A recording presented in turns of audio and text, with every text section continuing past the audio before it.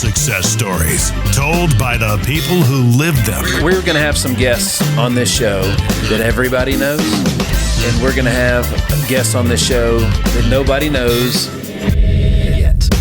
One by one, Nick Hyder is adding hits to the Hitstreak. Blessings, folks. Welcome back to another episode of the Hitstreak. I am your man, Nick Hyder. And folks, I've got an extra special treat for you. Joining me in the Hit Lab today, folks, he is a video producer. He's an editor.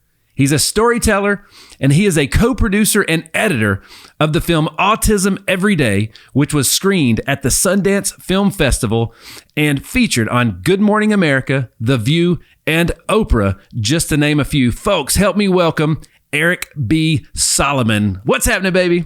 It is awesome to be here, Nick. Your energy is even better in person than on my car when I'm listening to you most of the time.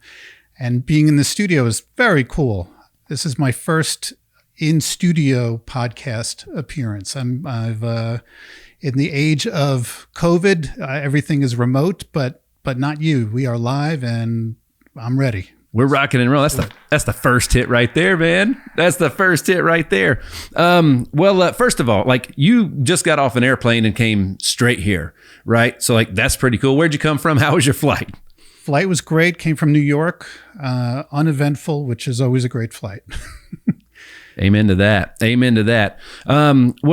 We got to get right into some good stuff. Eric, you are one of the most sought after video content creators on the planet for companies or people looking to build their personal brand and separate themselves from others in their industry. Right, man. What does that mean, and why is that such an important thing? Why are people seeking you out? It is tough to stand out today. We live in a world filled with noise, and every day there is just more and more. And if you want to stand out for whatever you do, you need to create content that is different. It does not have to, it has to be good, but it has to be different. It has to be unique. It has to feature what is different about you and what is unique about you. And what I do with my clients, what I help them do, is highlight the things that make them unique. And very often it is a blend of what they say, because they know themselves really well, but also it's what other people say. It's weaving together a full picture of people in a way that it's very hard to do about yourself and for yourself. But when you interview enough people and you tell somebody's story or a product story or whatever the story you're telling in the video is, and you get those different perspectives, you can end up creating something really powerful. It's have you heard the concept wisdom of crowds? I have, but very, very few times, as a matter of fact. It's a good one. It is a great one. The show Who Wants to Be a Millionaire is a great example of that. When people were looking for the answer to a question, they would call their smartest friend, and they were right most of the time. I think that's right. 60%. That's right. They would eliminate two answers, and then they had a 50-50 shot. And if they asked the audience was the best predictor of getting the right answer. When you ask enough people the questions, you get a better answer. Folks, that was like absolute gold right there. Like, I couldn't agree with everything you said more. And everybody that has paid attention to anything I've said in the last couple of years, they would believe that, because we're preaching it all day long. You know what I mean? So it is so important. Like, we say it a lot. The average person, we're reading studies where the average person spending, 5, 6, 7 hours a day looking at this screen. And like, dude, if you're not on it, your customers are going to buy from somebody that is, because they got their attention and they're gaining their trust, right? Right. You got to be on it, but you got to be memorable. You got to be different. It's what is it about? It is about telling your story in a way that is unscripted. I'm not a fan of scripts. Yeah. I don't believe in them. I just don't think they work very well. I don't think I have all the respect in the world for writers. They're a good starting point, maybe, right? I'm a big fan of questions. Yeah. Okay. What do you want to know? What point do you want to make? And I turn that into a question, and then I ask as many people as I can that question, and then I weave those answers together. And when you're putting stuff online, you have to do that. You have to be out there daily, like you said. You got to be creating stuff, and that's important. That's not what I do. What I do is create what I call foundational content that can take weeks or months to create, but then it lives on your website and online for years. And it really does a lot of heavy lifting for people to explain what they do and what makes them different, or whatever part of the funnel people are coming into and seeing the video. Right. That's right. Well, there's all types of content that you got to have anymore, right? And the micro content that we talk about so much is great, and it's a great place to start because it's probably the most affordable to purchase because there's the least amount of work going into it. Right. I love what you said about the scripting portion. I'm gonna air something out on the air right now that I've only said a couple times. I love that the old television show, The Golden Girls. I did not expect that. No, I literally, like my son who's 13, he likes it too. And last night, my wife and I watched 2 episodes before bed. And one of the funniest things is I was watching something on YouTube the other day about how there was one of my favorite scenes was totally off the cuff and it wasn't scripted. And a script is a great guide maybe, but if you never deviate from it at all, you lose some of that magic and uniqueness that every single person has. God only made one of you, man.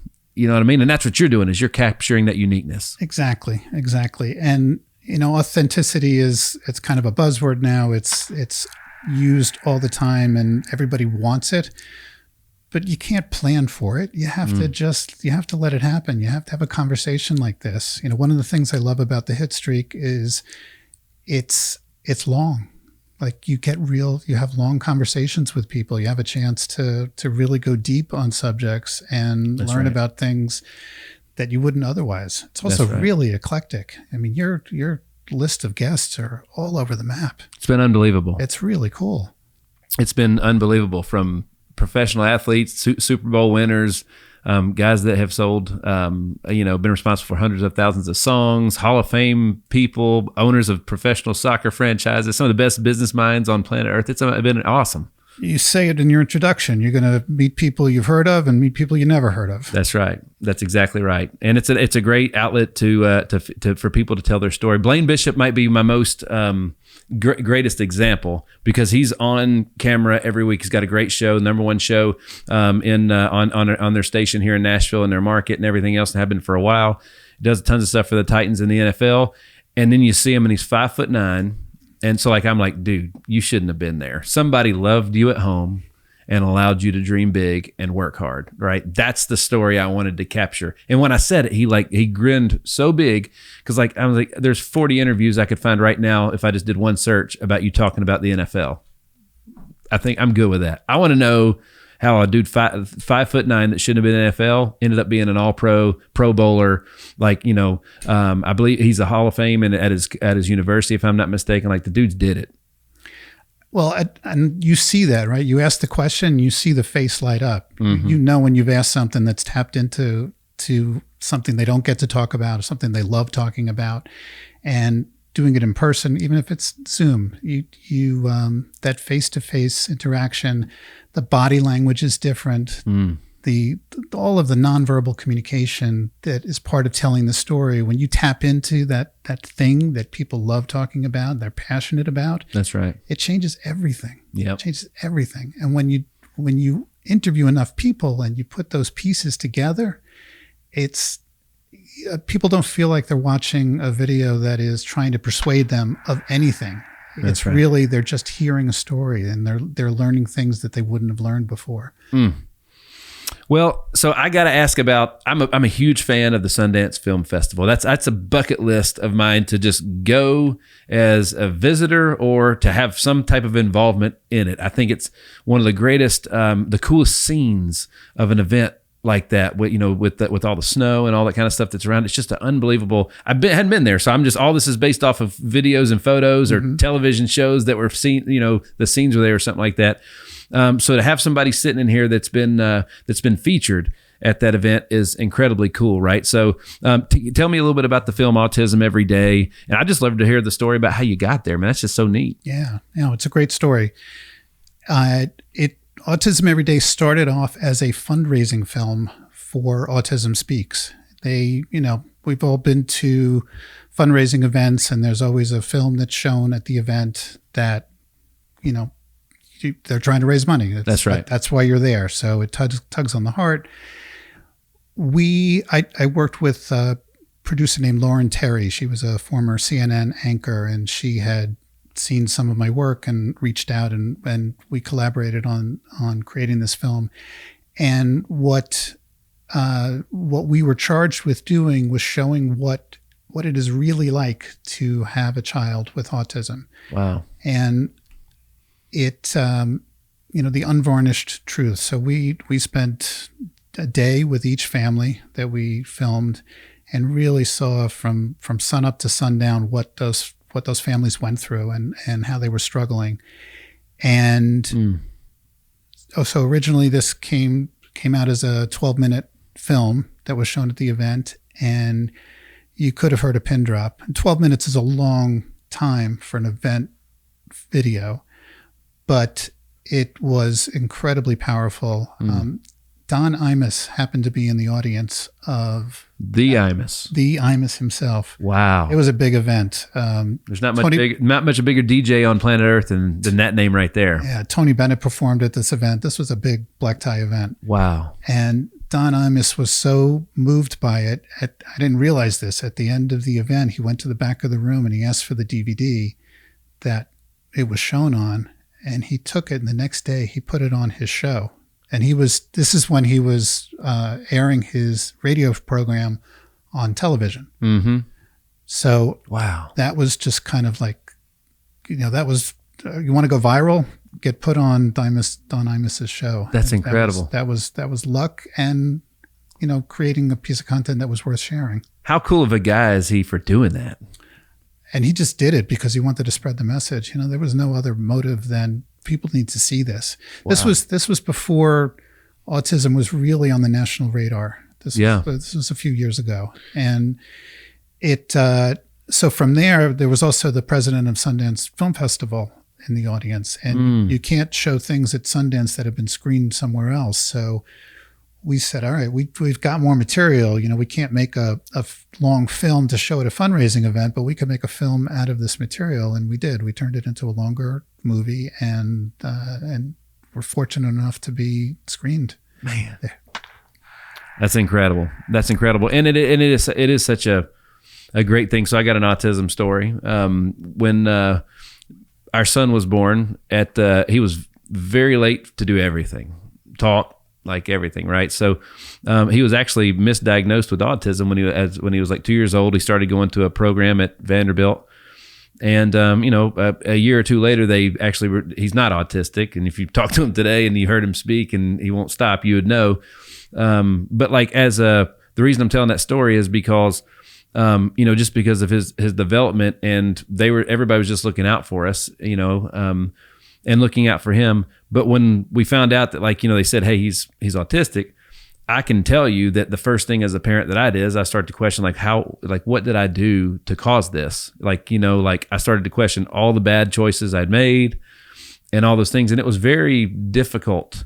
I have one of my really good friends has a special needs kid. And what I can tell you from those kids is those kids they can be loud and they don't know, so they just interject and all those things. Those are angels walking on earth, and they're never a distraction. You know what I'm saying? So when you I'm sorry to interrupt, but when you have a child like that, what parents need is this understanding, what you're doing now, and making people aware. And that was one of the things that the film did. That's right. It's so isolating when you have a child like that, and this, we have the internet now. Yeah. That resource did not exist not that long ago. That's right. And these families thought they were the only ones. They didn't know there was a community out there. And, I'm your friends, I'm sure, and people listening who know families like that or have children like that, they need, the people who have healthy children need to show them grace. And there's nothing happening that those kids or people that might interrupt that's more important than what you learn every time you encounter one of those angels. It's just as a parent, it's so great to know that like there's becoming awareness and all those things, because you just, again, it was a very dark place for my wife and I, and it worked out awesome for us, but it doesn't work out that way for everybody. But for that time that we didn't know, it's scary. Yeah, it's really scary, and you're not the only one that happened to. Right. I have a client who is a professional race car driver. When he was 3, he was diagnosed with autism, turned out to be ADHD, and turned out, there's a whole story there, but sure. It's his gifts were misdiagnosed as that's right, as an affliction. Sure. But that's the perfect way to say it right there. It's their gifts. That is exactly right. Their gifts are just different. Right. They're just different. So let me get to, I want to take everybody back, because you've been in the business for over 30 years. That's a career, right? Yeah. When you've been in the business that long and you're out there today, you're like, do I put the number on it? Do I want people to know how long I've been doing this? Man, so first of all, I say this a lot. If you have any type of business, and even if you don't make $1, if you just keep the doors open for 20 to 30 years, you did a lot right. You did a whole lot right. Now, obviously, that's not the case for you, so you're doing even more right. But like 30 years, that's impressive. And for guys like me, that track record is so important, because I have to be so strategic in the partners that I pick and the vendors that I pick and everything to do this stuff, because you're bringing everything we do to life. Like that message is what's going to hit the presses, and like it's so important that it's done the best that it can be, right? And it's such a challenge. And I don't know how much your audience knows about you, but you've built a little empire here that I've seen, and it's growing. And I just have so much respect and admiration for talented people who have a craft, have a skill, have a passion that they do, and they can turn it into a business. That's right. And grow that business. They're two totally different things. That's exactly right. That's good. That's real good. And I'm very blessed to have who I think are some of the best people on the planet. It's cool. I feel like no matter what we're faced with, because I got these people that have my back, that are walking beside me when we tackle these things, I feel like that there's nothing that we can't do. And that's a great, as a leader, that's a great feeling to have. Yeah, great people are everything, but it starts with leadership, and that's right. They're not here because by accident. That's right. You brought them here. You attracted them. I want to thank all of our loyal fans that spread across all 50 states and 14 different countries. It's absolutely amazing. Folks, help us keep spreading the word, right? Share your favorite episodes with friends, and make sure that you are liking and subscribing to the Hitstreak on all digital platforms. Thanks again, and we look forward to more. Well, over the last 30 years, your space has changed a lot, multiple times, right? So, you've stayed on top of the technology, all of the trends and all the things that are working. But let's take folks back. This is obviously something you're very passionate about, right? So when did you get the bug? When did you figure out this is something like, man, I can actually make money doing this. I can make a living and make a difference. In high school, I did not know what I wanted to do. But I loved movies, loved watching movies like a lot of people. And I thought that looks pretty cool. I think I'd like to be a filmmaker. So I went to film school, went to Rochester Institute of Technology. It's not one that you hear of for film schools, but it's a great place, great program. And did 4 years, got a great job after school doing trailers and TV spots for Hollywood films. This is back when film was film. It was not video. I was splicing film. I was editing film with a splicer and tape. Yeah, looking at it on a flatbed, and it's just you can't learn like that today. That's just not available. And you really learn what a frame of film is when you're holding it up to the light, and it's like, what does this look like? Right. Is this the shot? Is this the frame I need? So I was fortunate to learn that way, and also to learn how to tell a story in 2 minutes. You've got a 2-hour film, and you need to tell the story in 2 minutes in a way that's going to make people want to go see that film. And what great training for the internet. Right. That's exactly right. And editing trailers are a very special thing. It's a very difficult thing to do. And it was I had great teachers who were really masters at this. And I was able to take those lessons and those skills and bring them into the corporate film world and television. I did a lot of editing for nonprofits and for networks, every different kind of video production. And recently, last few years, I've gotten the personal branding bug, which is how you and I met. That's right. With brand builders. And I just love that space. I love the people I meet. I love working with the mission-driven messengers that are brand builder clients, and helping them tell their stories in a way that really helps them connect to their audiences. Man, that's right. It's so fascinating. You know, when talking about trailers, you know, I do some voiceover work for Sirius XM, and they'll give me the lines they want me to read, and I'll read it, and then they'll say, now read it like you're surprised. Now read it like you're really informing people. Now read it like this and like that. Same line, just 5 different takes. Right. That happens a lot in trailers, right? Like, you know, you're not just making necessarily one. There's multiple trailers sometimes for a movie, depending on where it's going to run. Depending on the audience, yeah. And you know, we talked about scripts earlier. There are trailers with scripts, and there are trailers that just tell the story with the film itself. So when you've got when you're creating marketing for different audiences, right, you're writing a different script. There's a different tone. Whatever you got to do. That's gold that you just said right there, because like that can be applied to everything that people are shooting and doing right now, right? You got to make things for a lot of different audiences, right? Yeah, it's really, who are you talking to? And we talked about noise earlier. I think the difference between noise and content is context. Folks, that's a quote. You need to write that one down. Say that again. The difference between noise and content, good content, is context. It's brilliant. Because I could create something that is great for your audience, but I could show it to the people who are, well, I was going to say Golden Girls. Now I got to use another example. We like Who's the Boss. Because you like that, yeah. That one won't work. A totally different audience. Yeah. You know, a group of, you're so eclectic. I don't know who is not your audience. You know, like I'm trying to come up with somebody. When they scripted the Golden Girls, they probably didn't think Nick Hyder in mind, or definitely not my 13-year-old son. Probably not. Probably not. But yeah, when you, Gary Vaynerchuk had a great example of this. Him holding a basketball, the ROI is like nothing. Right. Give it to Shaq or anybody like that. Yeah, and the ROI is enormous. You know, it's the same thing with content. When you're making content for the right audience with the right message and the right way, it's gold. It's gold. It gets shared. It's valuable. And if you're showing it to the wrong audience, it's noise to them.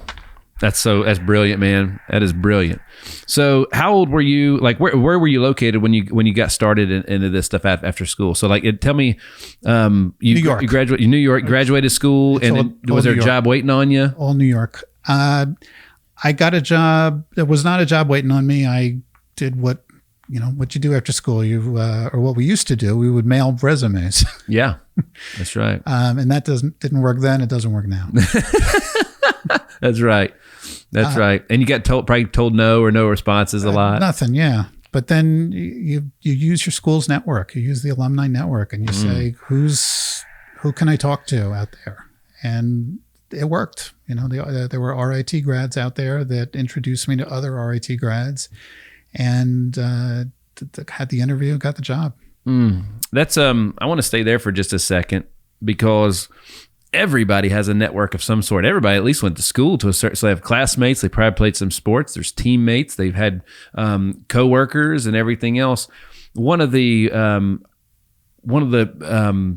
hardest traits or skills to learn that I've seen is the people's ability to network. They always go there wanting something instead of going there to give something, right? And like I always tell my guys, like they call it the 6 degrees of, you're always 6 degrees away from somebody or whatever. Like when I go to a group of folks, I'm going there to find out who they know so I can get introductions to those people. And even next layer and layer after that, right? So, but most people just go there. I went to a networking group and I went and met with this event and didn't get anything from it. Well, you probably didn't give anything either, right? I don't know if brand builders invented this phrase. I first heard it from them, but leads and needs. Go there with leads to give and knowing what you need. So you can ask for the things you need and you can offer things to other people who are in the same situation. That's fantastic. That is fantastic. I want to let the audience know that those hits are generated live. That's right. These are not post-production hits. That's when right. Nick hears something that he likes, you hear That's right. There. Right there. That's right. Oh yeah, it's cool, man. There's all kinds of fun stuff in here. You've heard the other sounds we have too. Some of them are not appropriate for this show. But now, if I said something really boring, what sound would you put out? Or maybe. Nope. We have a lot of fun in here. If you can't tell, these are toys. I love it. No, I love it. It's great. It's great. I thinking about putting something like that in my office. Oh man, these are toys, and I have awesome toy makers in JJ and Jim and all the rest of the team. It's fantastic. Cole and everybody else. I have fantastic toy makers in here, and I get to play with them all day long. Awesome. I want to go back to something we were talking about a few minutes ago. There was a point I wanted to add.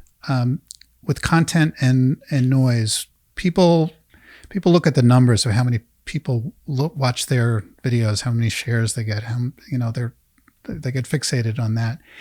And this is another brand builder thing. AJ says it all the time. You don't have to have millions of followers to make millions of dollars. You don't have to have a large audience to have an effect on people. You're really just looking for people who need to hear the message you have to give. When you're giving the message with your open heart and generosity and really truly wanting to share something that can help people, if one person sees it and it helps, then you win. That's right. You don't need big numbers. That is exactly right. I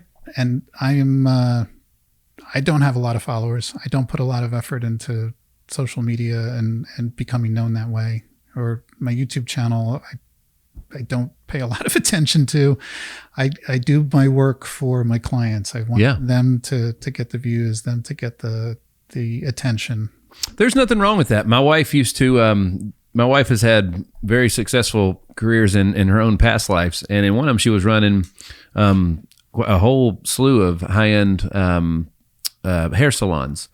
And she had the guy that was behind that, honestly, like his hair looked worse than everybody's. And that was his whole thing is I put all of my effort into my clients, not my own. So there's totally a great, a wonderful, and if that's your brand message and you get out there, that's fantastic. There's nothing wrong with that. I think that's fantastic.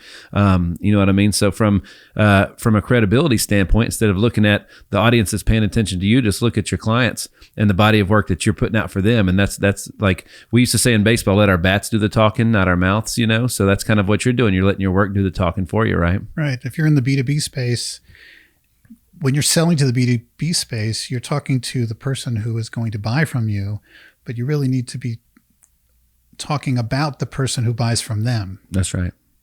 Because it's really my about me page says it's not about me, and on my Vimeo it says it's not about you either. It's about your audience. That's right. That's why we do what we do. So talk to me a little bit more. I'm very interested in, because your work is fantastic, and it's there's so many digital platforms that content is created for. So you need it's almost like there's all these different versions of content that you need to hit them all, right? There's the micro content, a podcast, or a television show of some sort. But then you do got to have those trailer type films or type clips, I guess I should say, that are not 60 seconds or 30 seconds. Like you're taking somebody's whole brand and encompassing it into a little bit more of a longer form clip, I guess I should say, right? So is it clip? Technically, is it a clip? What would you call it? I call it a video. Video? I like it. Yeah. We'll stay there. Yeah, it's executive decision. Call it what it is. That's right. That's something I was going to say to that.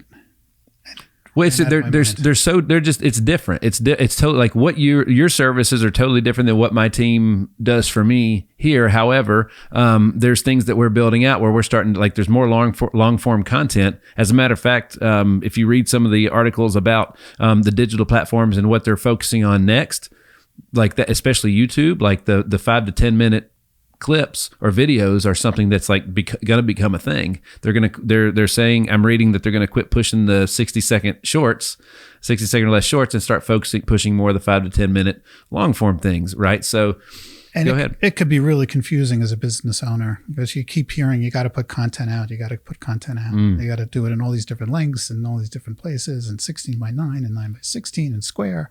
It's a lot and it's daunting. And that's why I like to focus on the longer form foundational pieces, right? That have that tell a longer story, that tell the full message, and I think that's really important for businesses to do. I think that the short stuff is important. Like you have to keep reminding people, but I like to say I don't think the world needs more content.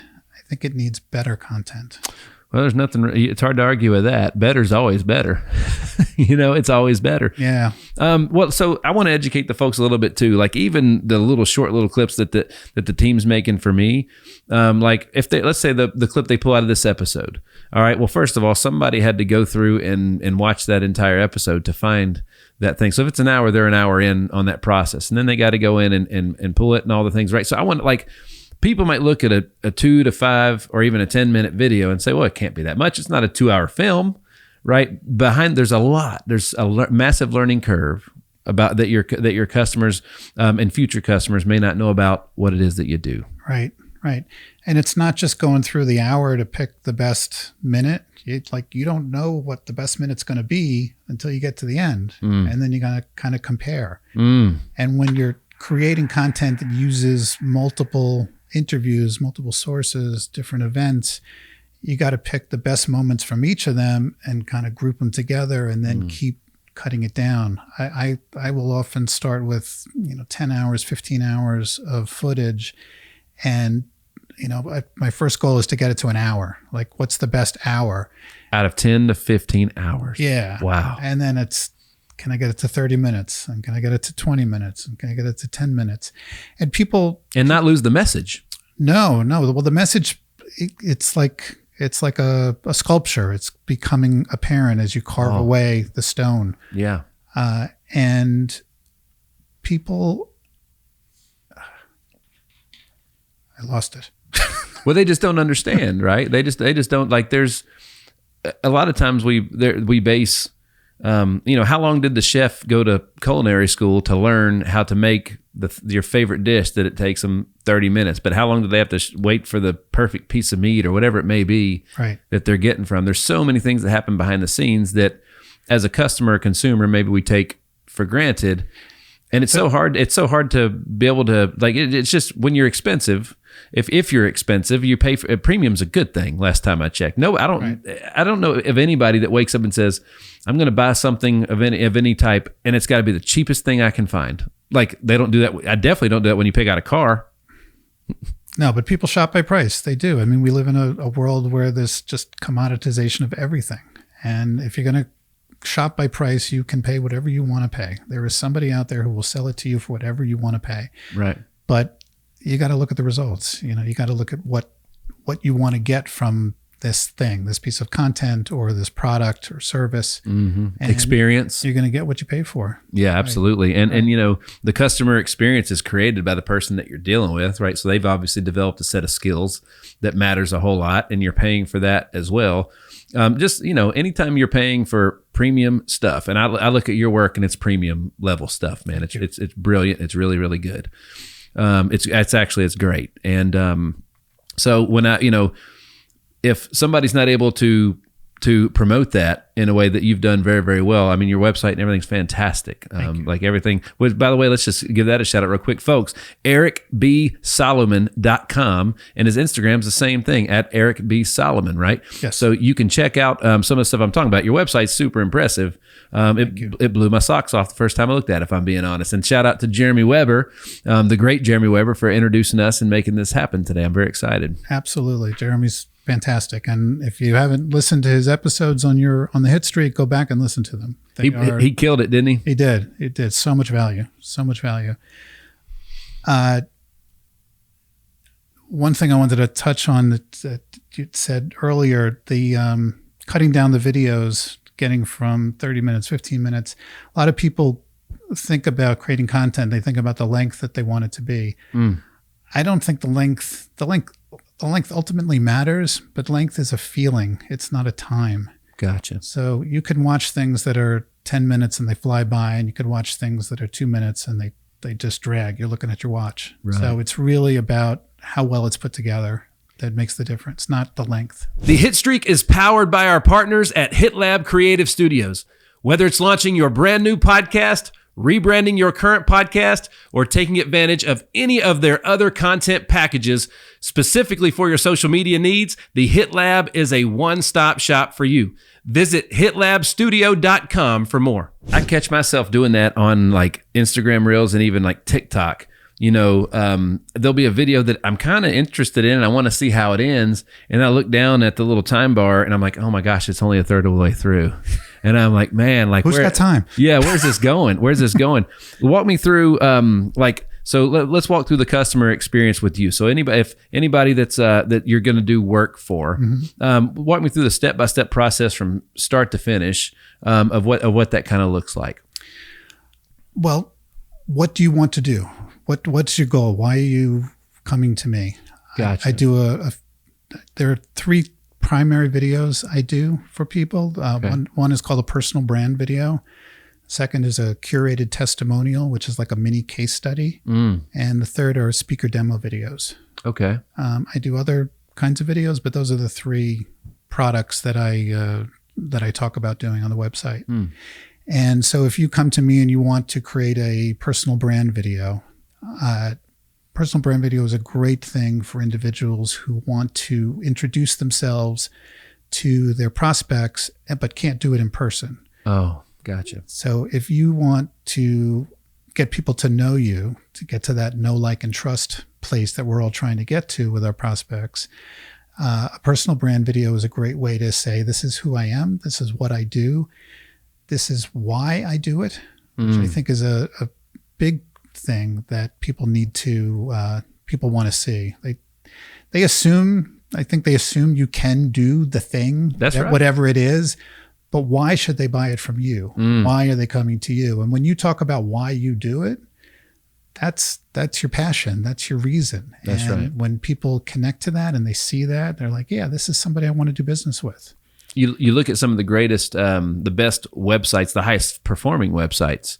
A lot of times there's going to be a gigantic spot like on Lewis Howes' website right now. They just changed that where there's a new hero video at the beginning where he's talking about the stuff that they got coming up next and everything else. And so that you can use what you're talking about like you can pin videos to your social media profiles at the very top. That can be like on YouTube. You can have a featured video on stuff. Right. Website. Lewis Howes is different because his audience knows him. It's probably most of the people coming to his site know him. It's probably not very common that somebody's coming to him who knows nothing about him. Yeah. So he's not at a place where he's introducing himself. Right. Really. He's talking about what's next. Right.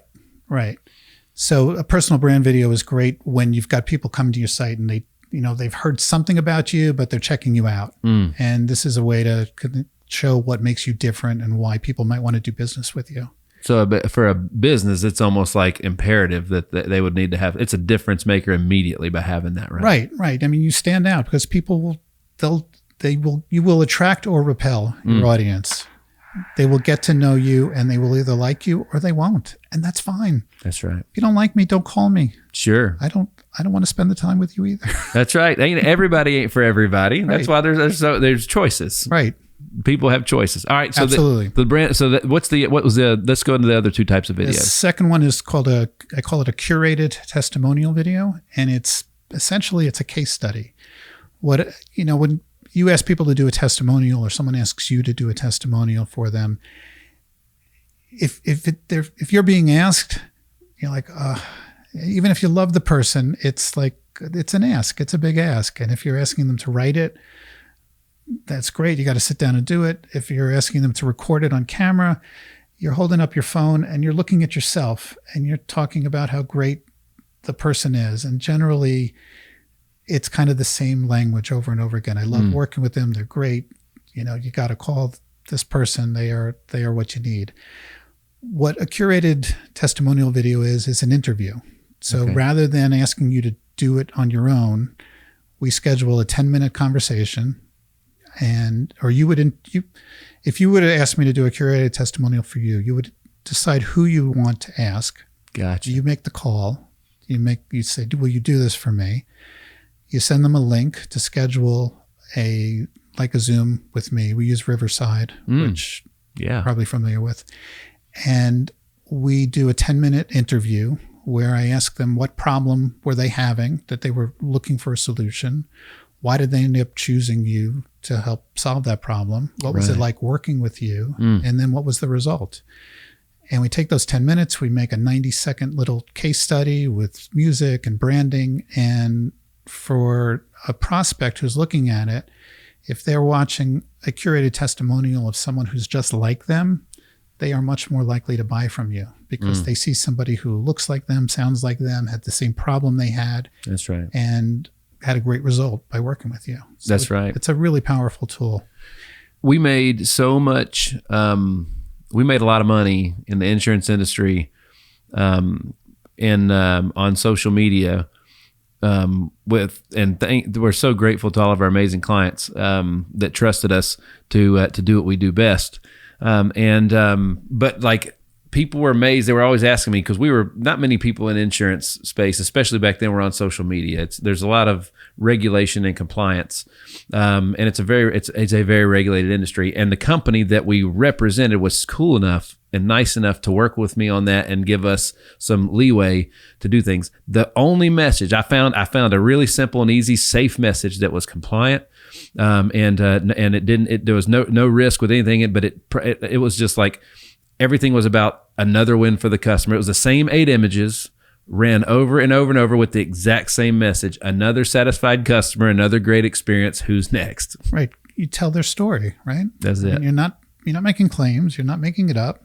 This is what we did for this person. That's right. And this is the result they had. I do some work for it's so powerful. A large bank, and everything goes through compliance. Yeah. And it's like, it ends up saying nothing. And the regulations, those compliance issues that insurance and the banking industry have, they're also an opportunity because everyone else has it, and they're not figuring out how to get out there. And if you can tell the stories of the people that you've helped, and what more does a prospect need to see? That's exactly right. This is somebody that knows what they're doing, and they've helped people just like me solve this problem. We dialed down, like we just call marketing, how we define marketing around here is just, it's a competition for somebody's attention and then their trust. But you got to have both to get the phone call, or at least get the chance to serve them, right? Right. To get the opportunity. And today that means giving value. I think it really means educating your audience without expecting anything back. Like here's what you need to know, whether you buy from me or not. Let me just help you be a smarter shopper. It's hard for somebody to buy from a business that they don't know exists, isn't it? It is. It is. It makes it real hard. Yeah. And education's a great way to get your name out there. Absolutely. Especially if it's high quality produced educational content that's easy to watch and listen to. Something that people can do themselves, which I think would do everything you're talking about, get their name out there and provide value. FAQ videos. You can record that yourself with your phone, with your laptop, with your computer, whatever you have. If you've got FAQs on your website, answer the question live. That's right. It gives you a chance to introduce yourself and show your knowledge. That's and right. all of the nonverbal communication that goes with being somebody who knows what you're talking about, and the inflection and the warmth and whatever you have that's made you successful in what you do, you get the opportunity to put that across on camera. So, you're dropping some gold nuggets today, Eric. Some gold nuggets. Folks, we're hanging with Eric B. Solomon, video producer, editor, storyteller, has had a film featured in the Sundance Film Festival. ericbsolomon.com is the website, and on Instagram at Eric B. Solomon. Now we got to cover the third type of video, because the second one was very important to me, because like that was literally how we got off the ground and separated ourselves from the competition. And just staying on that one a little bit, that's another one that's really easy to do. I mean, you can get on a Zoom with a customer and ask them a few questions. There's a low barrier there, and your Zoom records it for you. That's right. It doesn't have to look amazing. It doesn't have to be highly produced. People are looking for authenticity. They're looking for that real experience, and that's easy content for any business to create and get out there. I love it. All right, third type of video. Third video is speaker demo video. A lot of brand builder clients are speakers, or speaking as part of their business. And differentiating yourself as a speaker it's getting harder to do, because there are a lot of people who realize speaking is a great way to earn an income, and a great way to get your message out there and increase sales and whatever it is. That's right. You're an expert in. So what we do that's different than other speaker demo videos is we add an interview to the mixture. So we'll take the speaking engagements you've had. We'll ask for 3 or 4 of the best recorded speaking keynotes you've delivered. Gotcha. And we'll go through those, and I will write questions based on those, and then sit down and do a nice long, like a Hitstreak interview, a nice long hour interview. That's cool. And try to go a little deeper. What were you thinking when you said this? Why did you say this? Oh, wow. And kind of get behind the presentation and give the decision makers who are deciding, should I hire this speaker or that speaker, give them an opportunity to see who you are and meet you and feel like they know the person, not just the speaker, not just the stage presence, but is this somebody you like? That's right. So really get to meet them and know those stories and learn something personal about them. And you can do that for just about anything. And even back in the late 90s, when I was in my sophomore, junior, and senior year of high school, that was something that you had to do, is you had to have a highlight video of some highlights of you playing. So that was a part of what you sent out to the colleges that you wanted to come recruit you, and all those type of things. So this is nothing new at this point, right? This has been around for a long time. It's just the platforms are just different. Right. And there's more of them, and people expect it. They expect the video now. So you need your video to be different. You need it to stand out. And I can't tell you exactly what to do to make it stand out and different. You have to just film yourself. You have to have somebody film you doing what you do. Right. And look for those real moments. We see it when things go viral, the things that were not supposed to happen on camera. That's what people want to see. That's what they share. The unexpected. That's right. That's right. What are off the cuff? You don't know I'm going to ask you this. So, but without airing anybody's laundry out, you've probably you've worked with some people that are great at what they do, and you've worked with some folks that it takes a while to find your voice on camera the first time. It takes a bit. What's some of the craziest? Tell me some stories about work with some folks without maybe using their names. Some funny things, awesome things, stuff that you're like, I can't believe that happened. Consistently, and you might get this in the seat that I'm sitting in. When people come in, people want to do a video, they come in for an interview, they're nervous. They don't want to be on camera. They don't want to look at the camera. They don't want the camera looking at them. What am I going to look like? And we just make that all melt away. It's like we're just having a conversation. It's the same thing your producer said to me. You're just going to have a conversation with Nick. And it's just very natural. And I don't have any great stories like that, because it's really just, I'd say what I just said to you. We're just going to sit down and talk. Forget about the lights, forget about the camera. If you don't like the way something came out, we'll do it again. That's right. I'm not trying to catch you with anything. Yeah. The Hit Streak is powered by Team Hyder. Team Hyder has been serving you for 11 years and has racked up over 20 national and local awards for excellence in all areas. When it comes to finding the right health plan, we need to consider your family's needs and your family's budget. That's what we do to serve you. To look further and to book an appointment, visit teamhyder.com. I think, we've had some awesome people in here. And from time to time, out in the front, there's a kegerator and a little bit of liquor out there. And from time to time, that is needed to get people to just relax a little bit. From time to time, it's usually at their request, right? We let them know it's there. And it's funny, they sit down sometimes and we're getting everything riled up and they'll be like, hey man, that tequila that was out there, you mind if could I really have one of those? Like, sure. Might do that on the way out. That sounded good. I had a drink during one shoot and it was just not a good idea. I haven't done it. That's a lie. When I think it was episode 4, a long time ago, when my pal Chris Rimbolt was here, we weren't even planning to shoot an episode, and he's a buddy, one of my best friends, and he came by and we were going to have a beer together. And I was like, dude, you want to go mic up and just shoot and see what happens? And then we ended up making an episode about it. And we talked about anything from outer space to we talked about like all the stuff that was going on then about all the flat earth stuff. We talked about all kinds of crazy stuff.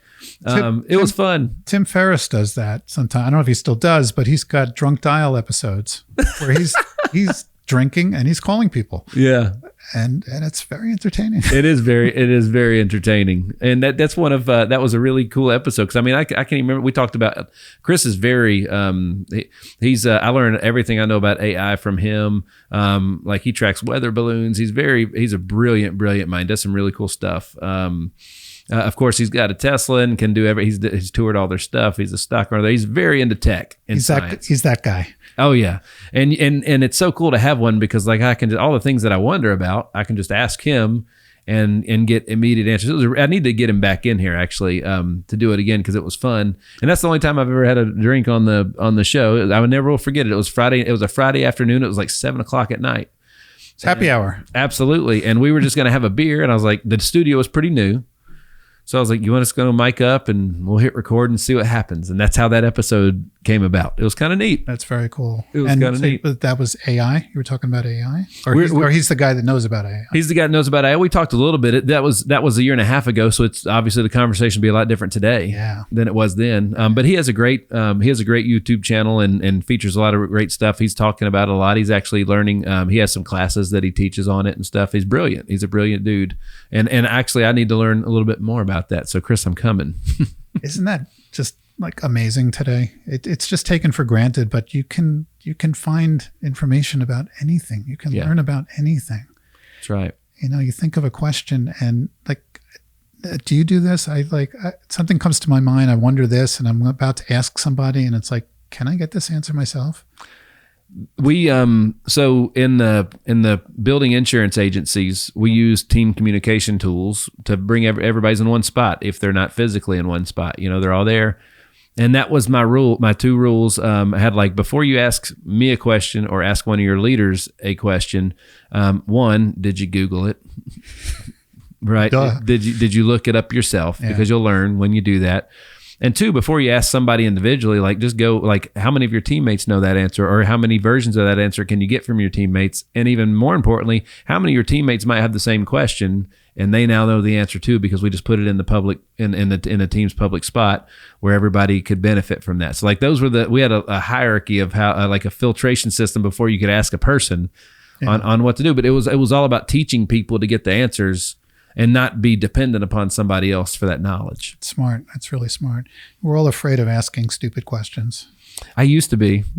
And how many times do you, well, this goes both ways. Yeah. You send an email to somebody and then they ask you a question you already answered in the email. Like they didn't read it. That's right. And usually, I have a very tongue-in-cheek, usually type of response. It's never to, they're fun little jabs. It's not to hurt or embarrass anybody, but it's like, hey man, it's right there. And I put it in red this time so you could see it type thing. My most common thing that I get from the shade that people throw on me online, my name's Hiter, Hiter. So my whole life I've gotten Hitter, a lot of different things, but people love to say, oh man, you almost like, imagine if you had an L in there. And I'm like, yeah, but I don't. Like, you know what I mean? Or like, dude, your name's Hitler. I'm like, no, there's no L in there. So it's called reading. You start at the top left part of the page. Right. You read left to right. You group words together as sentences. Like, that's what you do. And then now tell me if you get Hitler. So I like, it's happened so many times that like I don't really have a lot of patience for it anymore. But it happens like literally every single week, multiple times. People are like, dude, your name's almost Hitler. I'm like, yeah, but it's not. You know, I didn't pick it. I was born with it. It's a family name. I'm proud of that name, by the way. You know what I mean? So it's just crazy what people come up with when it comes to that stuff. That's a weird one. That's really a strange thing to. Oh yeah, I know. People make fun of my facial hair all the time online. I don't know. You know, I don't know. Goatee is the way to go. You know, my wife likes it. That's the only person I really care about. It's the only one that matters. That's right. That's right. So let me hold on. I got to get back to the good stuff here. I love to drift. I love to drift. It's a lot of fun. It's a lot of fun for your audience too. Absolutely. So we covered all three types of videos. What's the most common, like what order would people come to you for to get those? So like what's usually like the first generation? Well, it really depends where you are when with your business and what you're looking to do. You know, businesses that are just starting out, I think the personal brand video is a great way to have something on your homepage that introduces you to your audience and tells them why you are doing this. Gotcha. And a lot of businesses, they also want to have that what I do part of it. And, you know, sometimes we weave that in also. It's not purely the who and the why. Sometimes you want to get the what in there, but it's important to feature what makes you different about the way you do it. A lot of people sell insurance. Right. You can just Google it. That's right. You know, everywhere. Why come to you? Why come to Nick or your company? And that's what you got to convey. That, you know, what differentiates you. So that's a good opening video. The testimonials are after you've been in business for a while, or it doesn't even have to be a long time. Maybe you're just starting out and you've only helped a couple people, but your audience doesn't know that you've only helped a couple people. You just, you show those testimonials and they don't know if they're 2 of 2,000 or 2 of 10. I can't think of a better first call to action for anybody that's making their side hustle no longer a side hustle or launching a business. I can't think of a better first thing to do than to create that video. One of the biggest things, Eric, that we see, especially I saw it in insurance. I was guilty of it with our insurance agency, is I didn't understand what a true like marketing budget was. I didn't understand that like as a business owner, it takes a while before the revenue grows large enough that there's business money and then there's personal money. In the beginning, it just seems like it's all run together. One thing, That's right. And so very few people allocate enough, set aside enough marketing money, and not to run it, but I'm talking about just to create it. Right. Cause it is an expense and very few people there's people that are making thousands of dollars a month and it's like, hey man, can you afford to do $500 a month towards that? And they're like, no, I can't. It's like, dang man, that's not even like it's not even 10% of your revenue you're bringing. It's a fraction of it. Right. You know, that's a big mistake. Yeah. If you're serious about your business and you got to be online to let people know you exist, you got to create content. And you don't have to spend a lot of money. You can do it yourself for a while, but if you want to look more professional and when you become more successful at it and you've got an audience and you're looking to grow, you need photography that makes you look as good as you are or better than you are. You need video that makes you look as good or better than you are. That's right. And that's when you get that flywheel going and you start growing. One of the biggest mistakes as all new entrepreneurs, business owners, they wear lots of hats in the beginning. Oh man. And somebody very wise once told me, it was talking about a person that had made a great name for themselves in business as a chef. They were a chef, so they owned restaurants. And he said that the biggest lesson that chef learned is he didn't, like, he was still trying to do accounting and bookkeeping. He didn't take that hat off and assign it to somebody else fast enough. And his what he was best at, which was creating amazing, good-looking, tasting dishes, those, all of a sudden, the quality of those suffered a little bit, and he wasn't putting out as much new stuff as he was on a regular basis, right? So DIY, doing it yourself, is great in the beginning, but like at some point in time, quickly, if your business is growing like it should, you need to be servicing your customers and relying on people like you to cover that part, right? Right. And it's, it goes for all parts of the business. Like you said, there's so many hats you got to wear, and you got to figure out what your strength is and what is not your strength, and how quickly can you get those things that are not what you should be doing in your business, not what makes you successful, and how quickly can you get them to other people.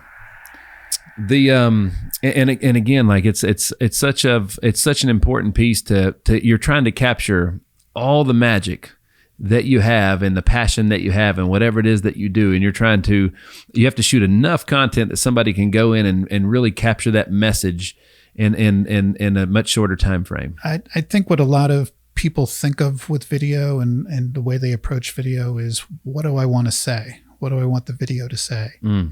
And I think that's the wrong question. I think what you want to ask is, you want to ask the people who you serve about their experience. Tell me about the problem you were having. Why did you choose me? What was it like working with me? Yeah. And what results have you seen?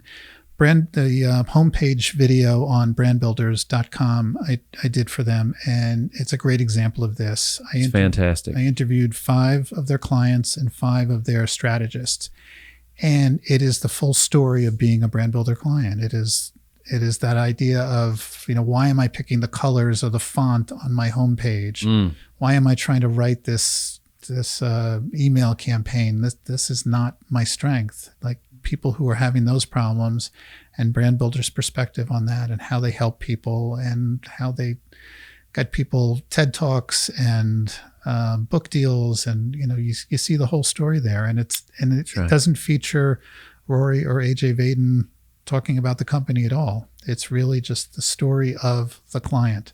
So if you want to create a video, if you think there's a message you want to get out, take what you think you want to say and turn it into questions. Gotcha. And ask your clients, ask your team, have somebody ask you, answer it as a question. Don't think you know what the audience needs to hear. Ask people. They will tell you. They will say it better than you can say it. Right. They will give you things that you can write out and phrases to put on your website, and ways of putting things that you're never going to think of, and they're right. way better than you will think of, and often your marketing people will think of it. It's just, when it's real, the audience can tell. That's right. At what point, what would you say the folks that are listening today and they're thinking, man, maybe I should be working with Eric. Maybe I should be calling Eric. Is there a certain point in their business that they get to that you're starting to see consistency with amongst your clients, that these people got to this stage in their business before they were ready to go? Or is it something you say, hey, let's talk early in the beginning, and maybe DIY, do it yourself, is the best way for you for a little bit, but then once you get to this point, I'll let you know, like, where, as far as like, who, like identifying who your typical client is. Right. It's really helpful and really important if the client really knows their business really gotcha. Well.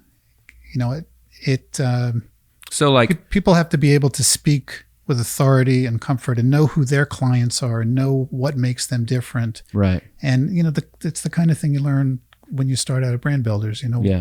What is the problem I solve, and how do I solve it differently than other people? What makes me unique? So when people come to me, it's great if they know that.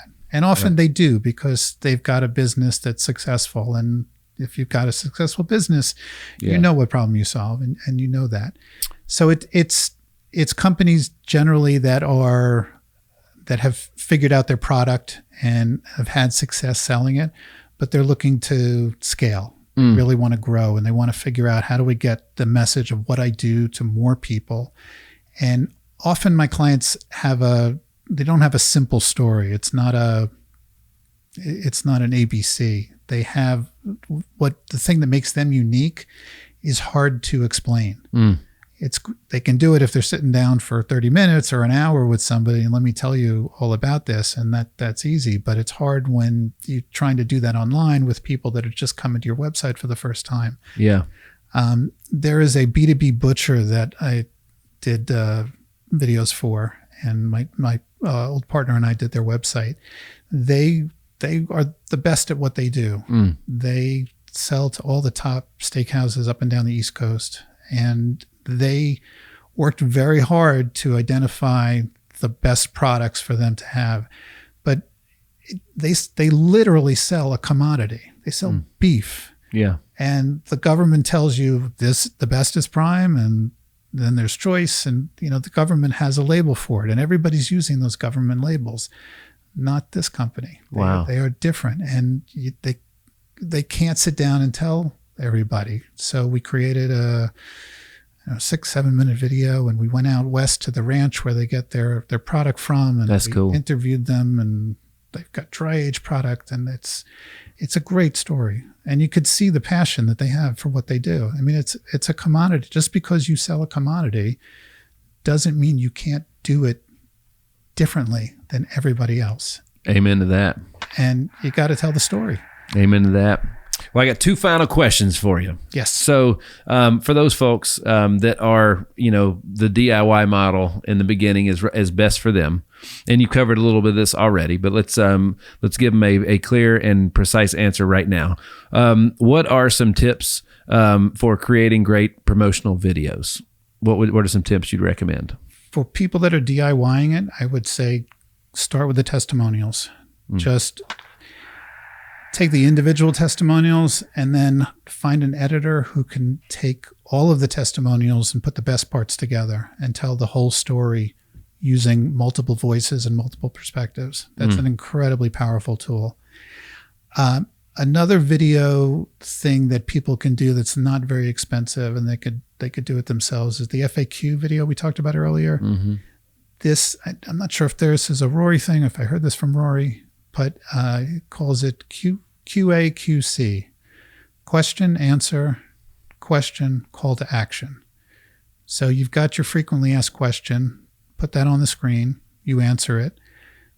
There's a natural follow-up that comes to that question. You ask that, and then you tell the audience, I'm happy to answer that. That's a great question. Here's a little you need to know, but here's how you can connect with me and we can talk about that. It's a great way to brand yourself out there and get your voice out there and give valuable information. Another thing that people can do with video, and this is not creating a video, but a lot of business is conducted with conference calls now with Zoom on video.